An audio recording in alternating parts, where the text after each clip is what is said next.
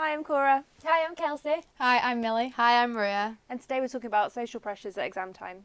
Am I? I don't know yet.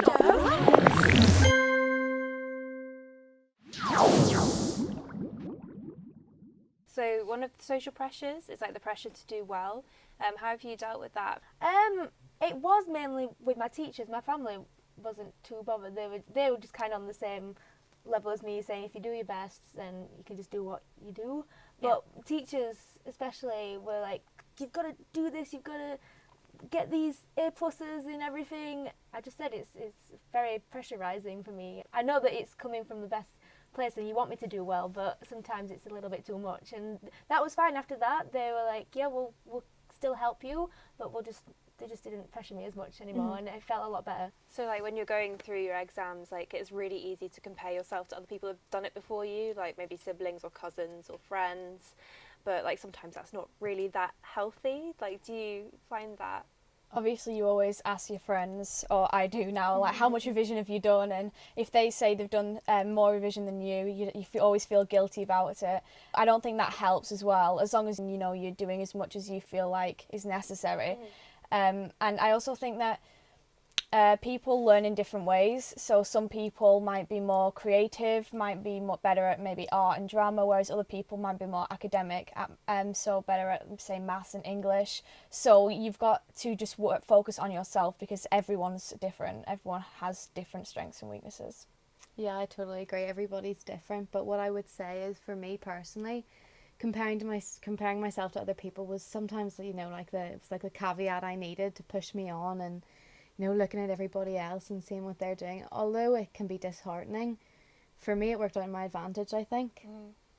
Yeah, so you could look at them as kind of inspiration. Yeah, exactly. And you know, sometimes those girls, you know, they'll help you and push you on as well. So like with social media as well, it can be really difficult not to do what we were saying before and compare yourself to people, but also the kind of pressures and challenges that brings in as well. I still work, and I can get distracted by social media and comparing myself to what work people are doing.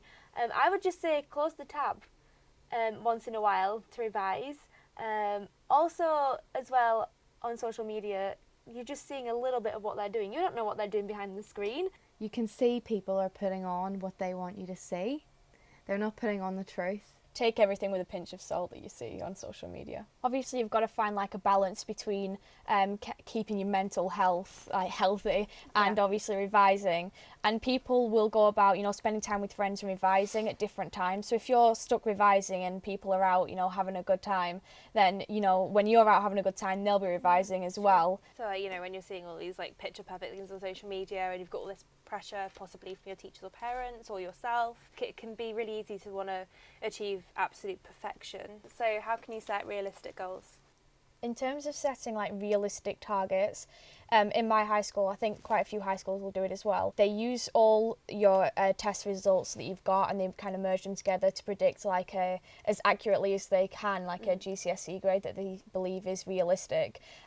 So that's quite an accurate one to go for usually. But if you're looking at your target and it's an A-star and you're thinking like there's not a chance I can achieve that, then obviously don't work towards that. Work towards a grade that you feel like you can achieve. Yeah, I agree. I paid particular attention to my target grades and tried to work towards them. But what you have to remember is you're an individual. You could be sitting in a maths classroom struggling to get your C, and you know, in your head you want to be a dancer or an actor or a graphic designer, and it has nothing to do with the exams you're sitting. So what I would say is, exams are obviously very important, but focus on yourself as a person and set yourself life goals rather than academic goals. Yeah, because your exams aren't the rest of your life, really, are they? They're just one small period. Yeah, exactly. What makes you as a person is so much bigger.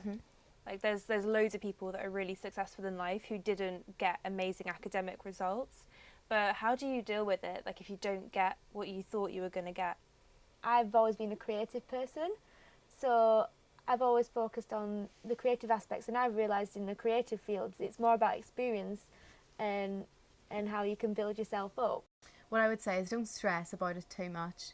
Remember that your exams don't make you who you are.